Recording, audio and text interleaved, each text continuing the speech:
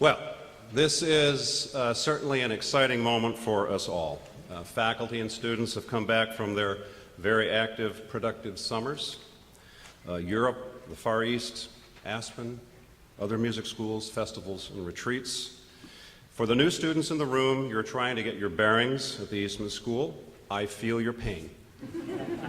I'm new too. I know how it feels to figure out where I'm headed, if I'm on 395 as opposed to 495 as opposed to 595. So I'm not the only one who has this issue. Maybe somebody can send me an email and explain that to me. But in all the newness, we truly have some exciting things to look forward to, especially now that we're known as the hottest school of music in the land. Go ahead.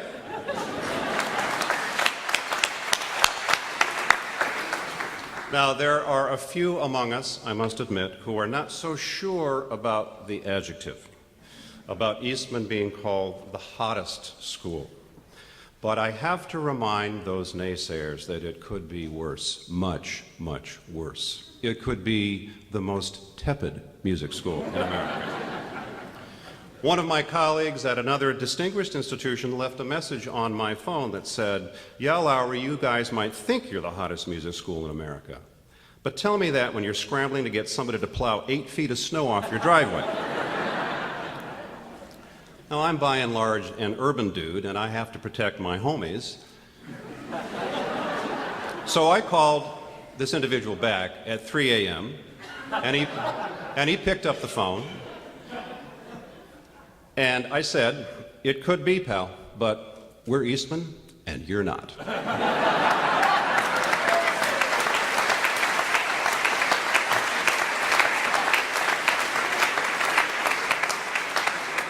I will not reveal, nor will I ever reveal, so do not try to pry it out of me with a crowbar, what that school is, because it's a very distinguished school.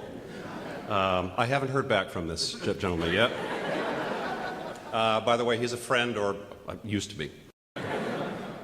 And I know we're pumped up with a certain amount of civic pride, and it's justifiable. We have banners, we have a ribbon on the website, we've sent hundreds of letters to alums and supporters, and the attention, I have to say, has truly been earned. The legacy of the Eastman experience is not only unique, it's deep, it's rich, it's studded with graduates who have gone out into the world and fashioned groundbreaking performances, redefined music by carving new territory with their compositions, produced scholarship filled with penetrating insight about our music, transmitted their knowledge and excitement to legions of students hungry to learn how to play and hear and study and in turn transmit music. Our faculty is one of the most distinguished in the world. To be sure, their artistic and scholarly gifts and accomplishments are formidable, but they possess this extra dimension, an undying need to excel at that greatest of art forms, the art of teaching. To the students in the room, our faculty's goal is to inform you, inspire you, cajole you, question you, and yes, sometimes yank your chain. But they, like us, have entered into a compact. We will not allow ourselves to rest on our laurels. What distinguishes the Eastman faculty is its unsurpassed zeal for advancing our storied Eastman standards even higher. And I think, frankly, this is central to the Eastman legacy, this passion to always get better, to get more vibrant, to instill in you, our students, an ethos of making your music matter, making your scholarship matter, making your teaching matter, so that we can ensure that our music has relevance and purpose, and certainly a legitimate and worthwhile future. This is a critical point.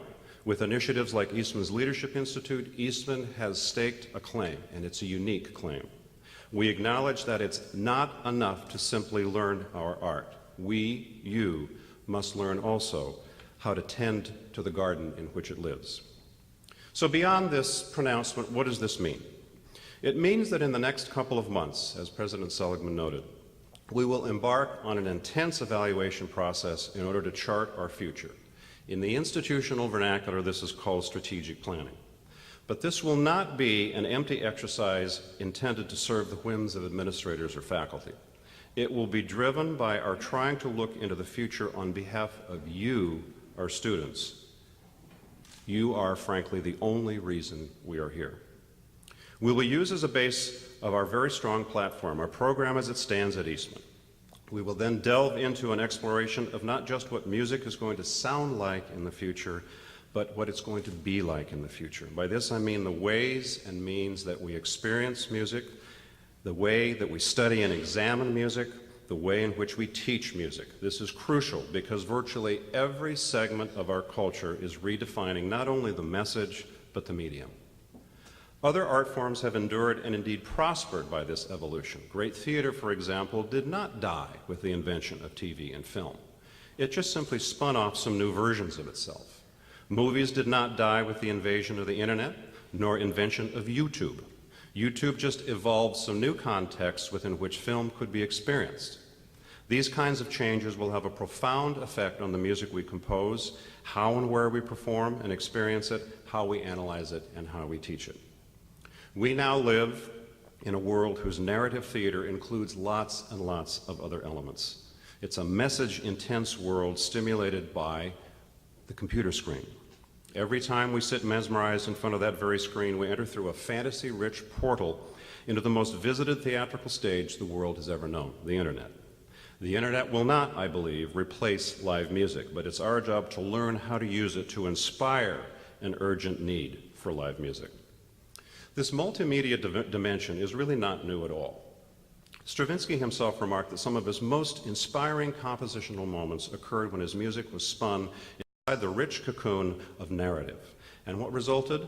Not just some great ballet music, but music in general, from Petrushka to the Firebird to the Rite of Spring. Wagner was the consummate multimedia artist, conceiving his own music dramas and writing his own libretti.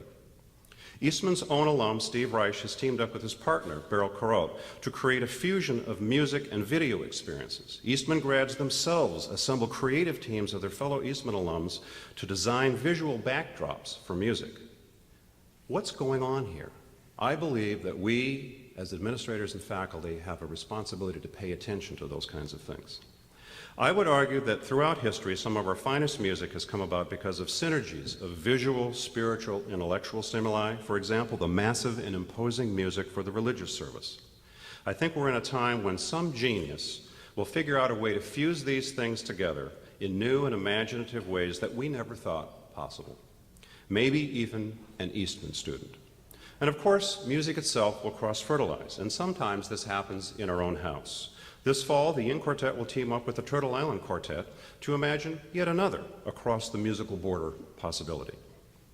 Although I believe that reports of the demise of serious music are exaggerated, we also must, however, imagine new and vital engagements for music with those legions of intelligent, curious, informed people that are missing out, or going elsewhere for their aesthetic inspiration.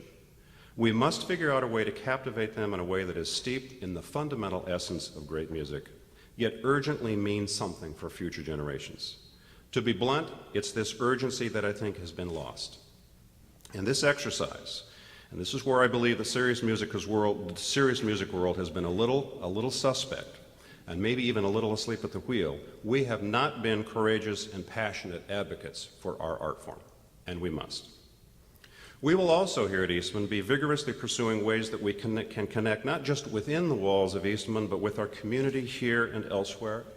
Our many colleagues, faculty, and students, for example, on the River Campus. We already have a number of collaborative initiatives with the River Campus that have stimulated the minds and spirits of many of our faculty and students. There's a wealth of information that you, I, our students can gain from meaningful interactions with that community. I know for a fact that those students are dying to connect with Eastman and you. And you will be the beneficiary, many have already been the beneficiaries, of vital intellectual and social contact with the University of Rochester community. Because last time I checked, the biology major, the philosophy major, the English major, the music major are all human beings with brains and intellects and pent-up feelings and unexpressed emotional complexes, all trying to gain some sense of this poem that we call life. The message is simple, and Eastman is our medium. We want Eastman to be a place where what we do, composing music, probing music, inquiring of its history, teaching it, making music, matters. This is the Eastman advantage. And that's why, ladies and gentlemen, today Eastman turns up the heat. Thank you.